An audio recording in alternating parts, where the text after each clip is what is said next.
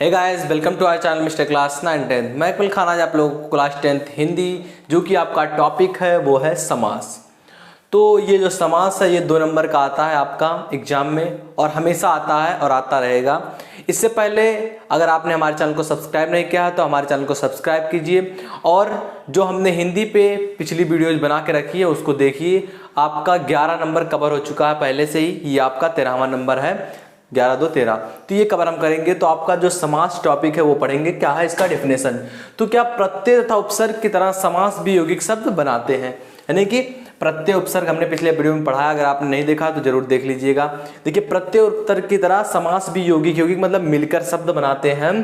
परस्पर संबंध रखने वाले 2 या 2 से अधिक शब्दों से मिलकर बनने वाले एक स्वतंत्र शब्द को समास कहते हैं। जैसे कि आपका दही बड़ा, 2 शब्द है दही और बड़ा, इन दोनों को मिलाकर जो शब्द बना ये आपका समास। जैसे दही और बड़ा, पीताम्बर यानी कि पीला है जिसका अंबर, यानी कि जो 2 शब्द रहते हैं यहाँ दही और बड़ा स्वतंत्र रूप से मिलकर दही बड़ा इसको हम बोलते हैं, एक साथ बोलते हैं। तो यानी कि किसी भी प्रत्यय उपसर्ग की तरह समास भी यौगिक शब्द है परस्पर संबंध रखने वाले, यानी कि एक दूसरे संबंध है ना दही और बड़ा में, ये आपका बराबर दोनों है, एक समान से ये जहां लगता है वहां बराबर मतलब रहता है। ऐसे पेड़ पौधे, माता पिता, मतलब दोनों में समानता और संबंध दोनों रहेगा, तो ये आपका समास कहलाता है। जैसे आपका पीताम्बर या पीला है जिसका अंबर, ये भी समास है।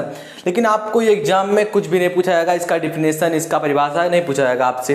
केवल आपसे ये जो चारों समास आपके सिलेबस में है 10th में, कर्मधारय समास, द्विगु समास और बहुब्रीहि समास और द्वंद्व समास, ये चारों समास के बारे में पूछेगा। कैसे पूछेगा, आपको दे देगा ऐसे नील गगन है, ये आपके जो समास है इसमें से दे देगा, आपको पहचान रहेगा कि कौन सा समास है, बस यही करना है आपको। 2 नंबर मिलेंगे इसके लिए। अब देखिए, समास 4 प्रकार के होते हैं आपके सिलेबस में जो कि दिया हुआ है, कर्मधारय समास, द्विगु समास, बहुब्रीहि समास और द्वंद्व समास। अब देख लेते हैं कर्मधारय समास क्या है।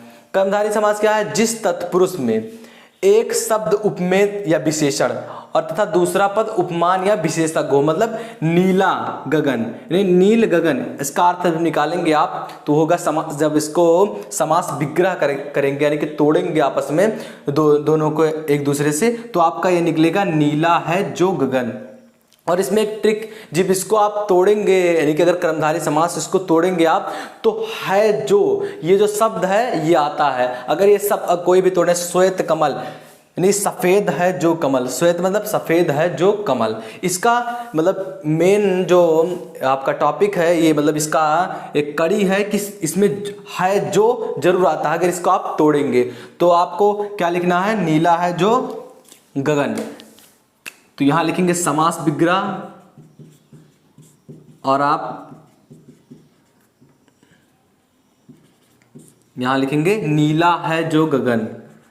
इसको आप तोड़ेंगे तो यह निकलना है नीला गगन, यानी कि नीला है जो गगन। अब यहाँ जो समास लिखेंगे आप कर्मधारय समास, यहाँ इसी प्रकार ये भी है श्वेत कमल। इसमें जो पहली शब्द है यानी कि उपमेय या विशेषण, ये आप सफेदी एक विशेषण है ना, विशेषण इसको दर्शा रहा है और ये विशेषज्ञ है।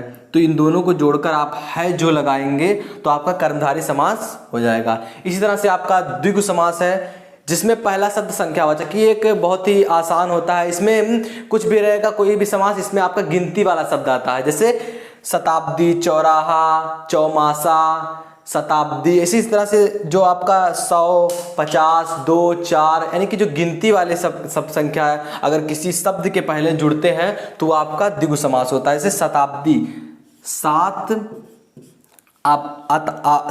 आब्दियों का समूह,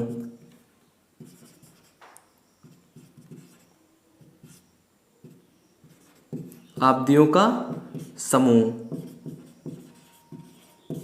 इस प्रकार चौराहा यानी कि 4 राहों का समारा, 4 राहों का समारा, यानी कि इसमें जो आपका पहला आपको समास विग्रह लिख देना है, उसके बाद जो समास है इसको आपको लिखना है। तो इसमें आपका क्या है, इसमें जो द्विगु समास रहेगा इसमें आपका गिनती वाला शब्द आएगा। कोई भी जो पहला शब्द रहेगा आपका वो गिनती में आएगा। तो ये है द्विगु समास। अब देखिए बहुब्रीहि समास क्या है। बहुब्रीहि समास क्या है? जिस शब्द में ना तो प्रथम पद प्रधान होता है ना ही द्वितीय प्रधान होता है। जब इनको आप विग्रह करेंगे तो जो आपका तीसरा पद निकलेगा, तीसरा व्यक्ति निकलेगा, वो आपका बहुब्रीहि समास में आता है। जैसे कि आपका चक्रपणि, यानी कि चक्र को धारण करने वाले कौन होते हैं? विष्णु भगवान। ना कि देखिए चक्र ही ना है ना पणि इनमें प्रधान है, इनमें प्रधान कौन है? विष्णु भगवान। क्योंकि जो तीसरा शब्द निकल रहा है चक्र धारण करने वाले कौन है? विष्णु भगवान। तो यहाँ आप लिखेंगे चक्र धारण करने वाले, आप लिखेंगे यहाँ बहुब्रीहि समास। और कोष्टक में आप चक्र धारण करने वाले के बाद में जिनका नाम रहेगा, जो तीसरे में रहेंगे व्यक्ति, उनको आपको लिखना है। देखिए लांबोदर, लंबा है जिसका उदर, उदर मतलब क्या होता है? पेट। तो पेट किसका लंबा है? गणेश जी का। तो यहां आप लिखेंगे लंबा है जिसका पेट, यानी कि कोष्टक में आप करके लिखेंगे गणेश भगवान। उसके बाद आपको क्या करना है? समास का नाम लिख देना है। अब देखिए आपका जो चौथा है द्वंद्व समास, इसमें आपका कुछ नहीं करना है, आपको कुछ नहीं करना है, बस ये जिस समास में दोनों शब्द समान होते हैं, समास यहाँ लिखे समान होते हैं, यहाँ आपका द्वंद्व समास होता है। जैसे कि आपका क्या हो गया? देश, विदेश, अन्न और जल। इसमें एक पहचानने वाली क्या बात रहती है कि ये जो डैश नहीं रहता है ये सब में रहता है, लेकिन एग्जाम में आपके नहीं दिया रहेगा कि ये दिया रहेगा, आपको लिखना देश, विदेश, अन्न, जल, माता पिता, पेड़ पौधे, ये जो आपके होते हैं समान जो दोनों पद होते हैं, इनको आप द्वंद्व समास के उसमें रखते हैं। देखिए आपका पहचानने का इसमें द्वंद्व समास में, द्विगु समास में आपका पहला पद संख्यावाचक रहेगा, और द्वंद्व समास जो कि आपका बेहद ही आसान है, क्या ये दोनों समान रहेंगे और बीच में ये डैश रहेगा।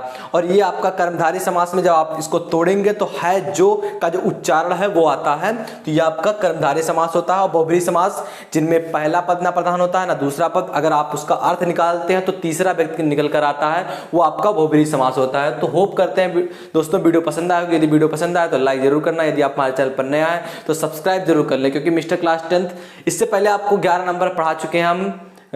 हिंदी का जो कि टॉपिक है रस, छंद, अलंकार और उपसर्ग, प्रत्यय, ये हमने 11 नंबर पहले ही कवर कर लिया है। वीडियो नहीं देखी है तो वीडियो देख लीजिए। मिलते हैं आपसे अगले वीडियो में, तब तक के लिए जय हिंद, जय भारत।